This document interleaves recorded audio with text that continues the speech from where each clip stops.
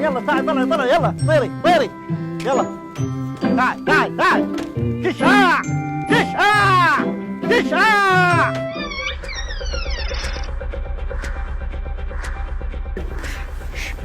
وقف.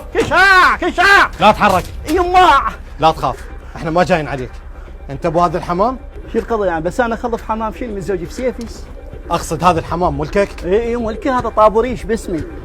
شوف، هذا الحمام متهم بسرقة اموال من الدولة. لا استاذ اكيد غلطان، انا ما عندي طير عنده منصب. لا تغشم نفسك، كل الحمام بالعراق متهم بسرقة 752 طن من الحنطة، واحنا جاي نطفر بالسطوح ونفتش بالاقفاصة حتى نقبض على الحمام. يعني جاي يسوون سطح مسلح. استاذ الله يخليك، يعني انا اذا حماماتي ماكلات 752 طن حنطة لا حتى انا سمنت وياهن على الواحد. استاذ شوف انت تعبانه اعطيته ربع ساعة ينزل يبكي. هذا العذر غير مقنع، احنا لازم نفتش هاي الاقفاصة. اعطيني هذا الطير اللي بيدك. هذا طير؟ اي على الطير واحد. تفضل استاذ، هذا طويرني. طويرني شنو؟ هذا استاذ يعني حضرتك طرن.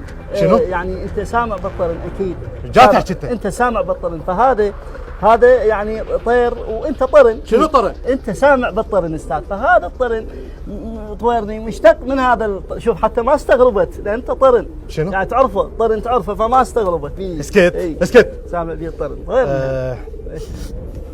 انا جاي اشك بهذا الطير، جاي شم بيه ريحة حنطة بمنقارة. لا مستحيل استاذ، انا ادب لهن كباب.